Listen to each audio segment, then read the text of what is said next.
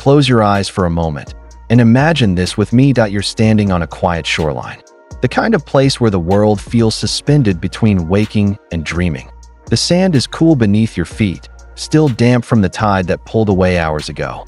The air is soft, carrying that familiar salt-tinged breeze that always seems to know exactly how to calm the racing thoughts of the day.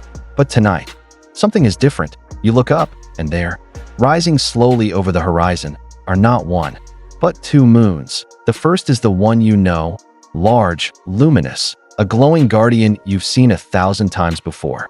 It climbs steadily into the sky, casting its pale silver light across the water, turning the ocean into a shimmering mirror of liquid glass. You've watched this sight so many times it feels like home.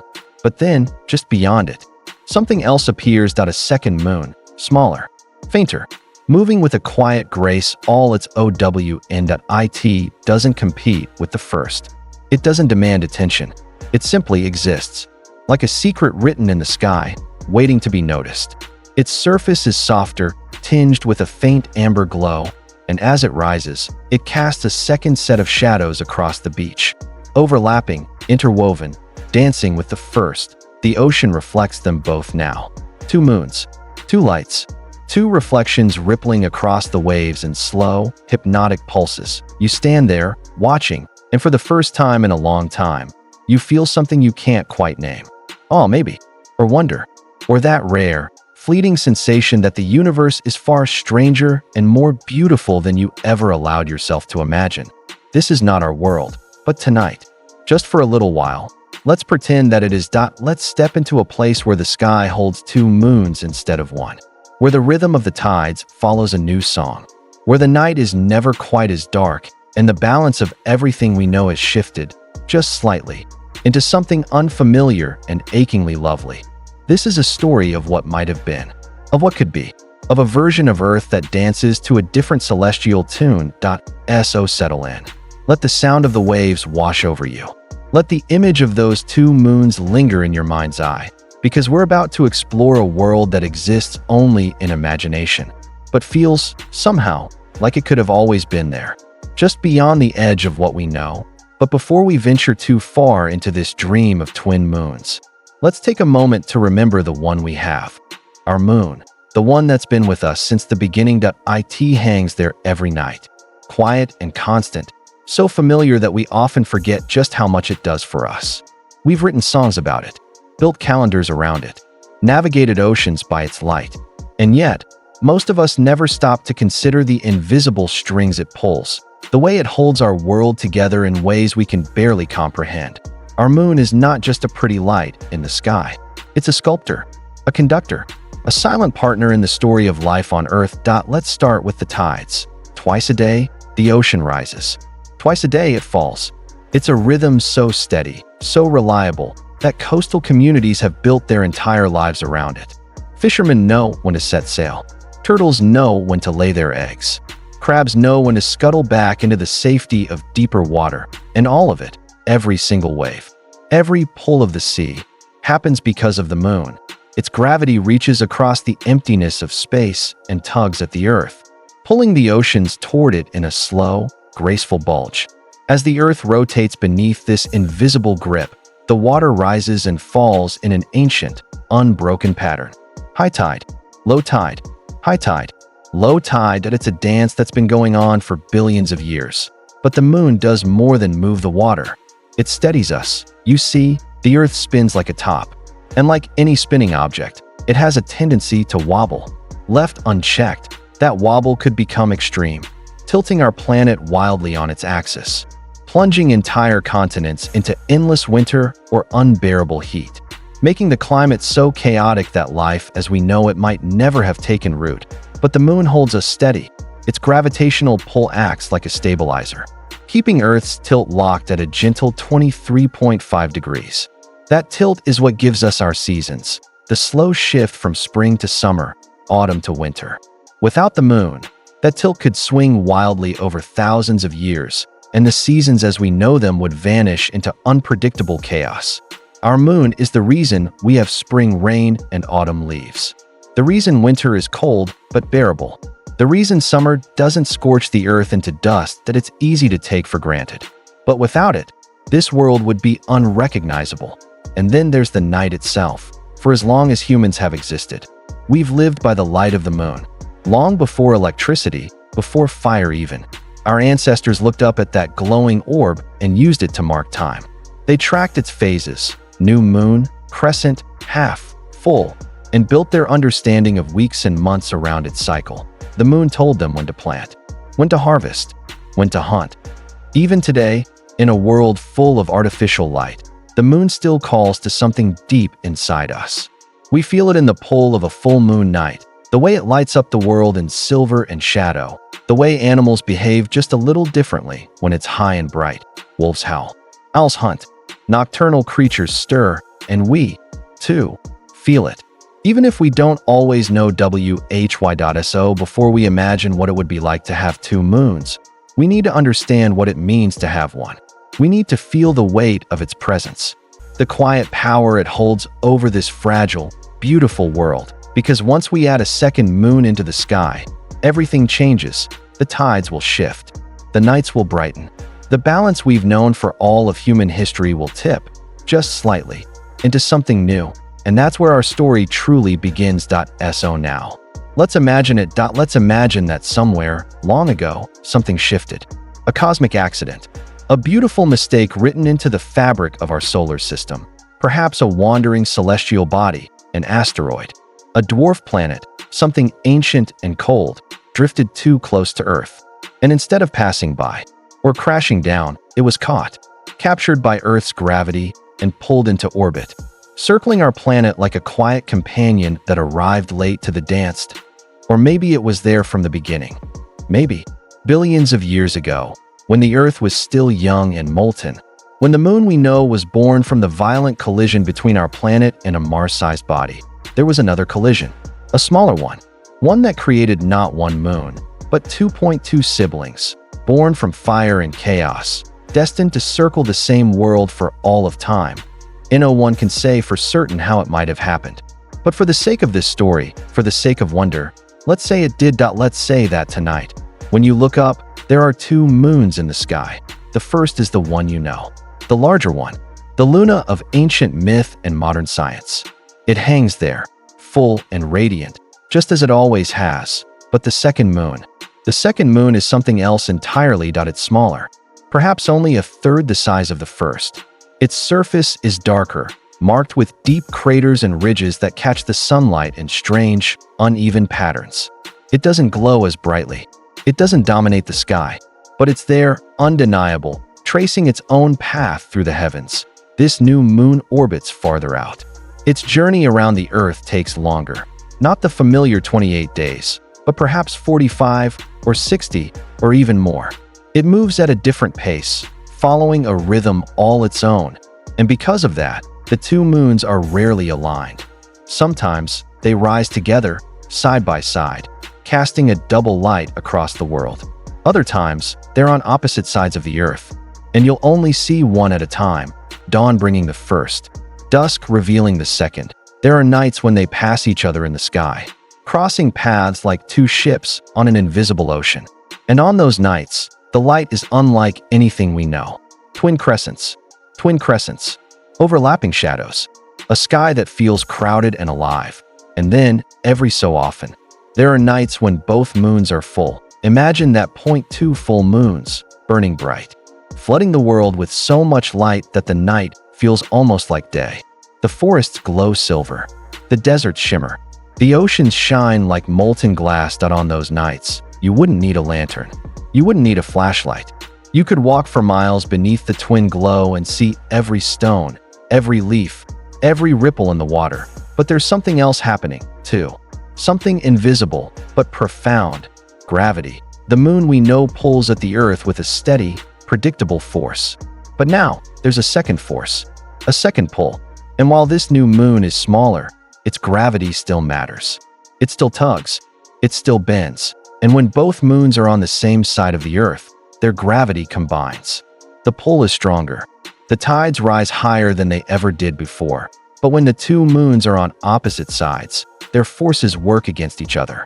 They cancel out. and the tides barely move at all. This is the new rhythm of the world. A rhythm more complex, more unpredictable, more alive than anything we've ever known. The sky would never look the same twice, and neither would the earth below it. That let's slow down for a moment. Let's watch, because what's happening in the sky above this imagined earth is nothing short of a celestial ballet. Two moons, two orbits, two bodies bound to the same planet, but moving to different rhythms. It's a dance that unfolds over days, weeks, months, each movement slow and graceful, but always in motion. Picture this. It's early evening. The sun has just set, painting the horizon in shades of deep orange and violet. The first stars are beginning to appear. And then, from the east, the larger moon begins to rise. It climbs steadily, confidently, casting long shadows across the land. Trees stretch their silhouettes. Mountains loom larger. The world takes on that familiar silver-blue hue that we've known for all of human history. But then, an hour later, something else appears. The second moon. It rises slower, smaller, trailing behind the first like a younger sibling trying to keep up. Its light is softer, warmer, tinged with that faint amber glow. And as it climbs, the shadows shift again. Now there are two sets of shadows, overlapping, crisscrossing, creating patterns on the ground that no one on our earth has ever seen. It's disorienting at first. Beautiful, but strange that you'd walk outside and see your own shadow twice. One long and dark, cast by the larger moon. One shorter and fainter, cast by the smaller one. And as the night goes on, as the moons move through the sky, your shadows would move with them, stretching, shrinking, crossing over each other in a slow, hypnotic dance. But not every night would be like this. Some nights, only one moon would be visible. The larger one might hang high and full, while the smaller one lingers just below the horizon, waiting its turn. Other nights, they'd appear on opposite sides of the sky, one setting in the west just as the other rises in the east. A kind of cosmic handoff, a passing of the torch. And then there are the eclipse nights. The eclipse nights on our Earth. A lunar eclipse happens when the Earth moves between the sun and the moon, casting its shadow across the lunar surface. It's rare. It's beautiful. It turns the moon a deep, bloody red as it passes through the Earth's shadow. But in a world with two moons, eclipses would be far more common and far more varied. Sometimes, the Earth would cast its shadow across both moons at once, a double eclipse, plunging the night into near total darkness. Other times, only one moon would pass through the shadow, while the other remained bright, creating an eerie contrast. And then, on the rarest nights of all, the moons themselves would eclipse each other. Imagine that, the smaller moon, passing directly in front of the larger one, blotting out its light like a tiny dark coin sliding across a silver disc. For a few minutes, the sky would hold this impossible sight, one moon hiding another, and then, just as slowly, they'd separate again, and the light would return. These would be the nights people told stories about, the nights that felt like omens, the nights when the world seemed to hold its breath. But most nights, the dance would be quieter, simpler, just two moons, moving through their separate orbits, lighting the sky in their own ways. And over time, people would learn to read them. They'd know that when both moons were full, the tides would be at their highest. They'd know that when the moons were on opposite sides of the Earth, the tides would be calm. They'd track the phases like ancient astronomers, marking their calendars, planning their lives around the rhythm of two celestial clocks instead of one. It would become second nature.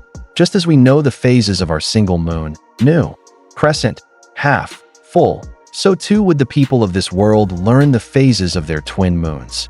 They'd have names for each combination, stories for each alignment.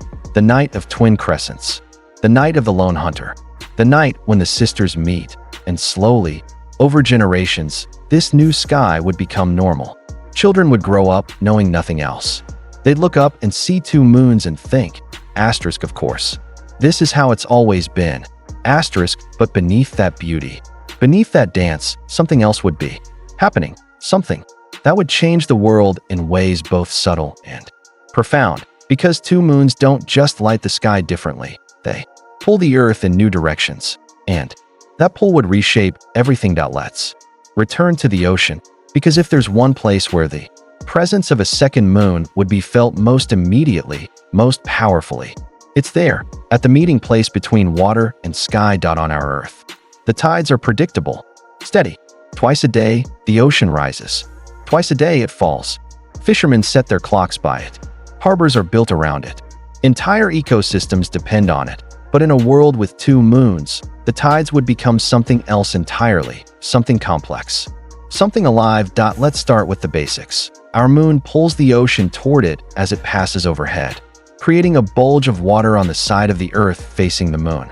At the same time, the Earth's own rotation creates a second bulge on the opposite side. This is why we have two high tides each day, roughly 12 hours apart. But now, at a second moon, this new moon, smaller and farther away, has its own gravitational pull. It's not as strong as the first, but it's there. And it's pulling in a different direction at a different time, following a different schedule. So now, instead of two tides a day, you might have 3 or 4, or sometimes, the tides might disappear altogether. Let me paint you a picture.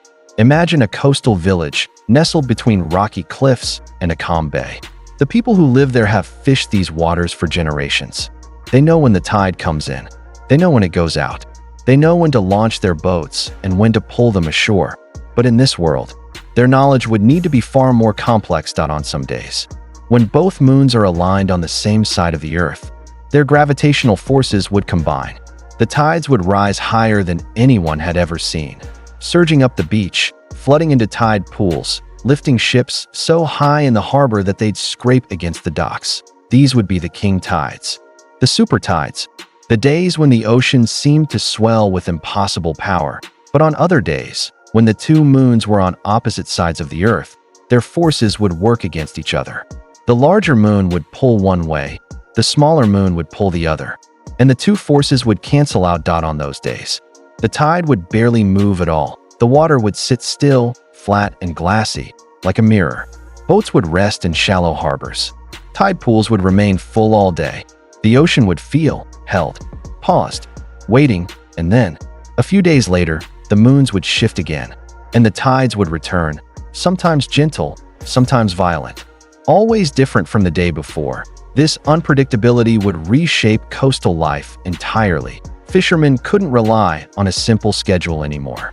They'd need to track both moons, calculate their positions, predict when the forces would align and when they'd oppose. It would be a science, an art, passed down through generations like sacred knowledge. And it wouldn't just affect humans. Tide pool ecosystems would adapt. Creatures that rely on the rhythm of the tides, crabs, starfish, anemones, would evolve new behaviors. Some would learn to sense the gravitational pull of both moons. Others would migrate to deeper water when the tides became too unpredictable. Sea turtles, who rely on high tides to wash their nests clean, might time their egg-laying to coincide with the rare double moon alignment. When the tides were at their highest, coral reefs, which depend on the steady flow of nutrients brought in by tidal currents, might grow in new patterns, some thriving during the calm periods, others blooming during the surges. Even the ocean itself would look different. There would be days when the water seemed restless, churning with conflicting currents as the two moons pulled in different directions. And there would be days when the sea felt unnaturally still, as if the world were holding its breath. And at night, when both moons were visible, their light would reflect off the waves in strange, shifting patterns. Twin paths of silver light, rippling across the surface, sometimes converging, sometimes running parallel, like two rivers flowing side by side. It would be beautiful, but it would also be a reminder, a constant, visible reminder, that this world was governed by forces far larger, far more complex, than any single human could ever fully understand. Because two moons don't just light the sky, they reshape the very rhythm of life itself. Now let's turn away from the water and look at the land, because while the tides are the most obvious change, they're not the only one. Not by a long shot. In a world with two moons, the night itself would be transformed. Think about what night means on our Earth. It's the absence of the sun, the time when light fades and darkness takes over. We've built our entire understanding of nighttime around this simple truth. When the sun sets, the world goes dark, but the moon softens that darkness. On a clear night, when the moon is full, you can see surprisingly well. Shadows appear. Details emerge. The world is bathed in a pale, silvery glow that feels almost magical. Now imagine that glow doubled. Imagine two moons shining down, filling the sky with twice the light. On nights when both moons are full, or even just one full and one half, the world would never truly go dark. Forests would glow with an eerie, silver-blue luminescence. Deserts would shimmer like fields of crushed diamonds. Snow-covered mountains would reflect so much light that they'd look almost translucent. You could walk through the woods at midnight and see every branch, every leaf, every stone beneath your feet. You could read a book by moonlight. By moon's light, the stars would be harder to see, drowned out by the brightness of the twin moons. But the world below would be more visible than it ever was on our Earth, and that would change everything.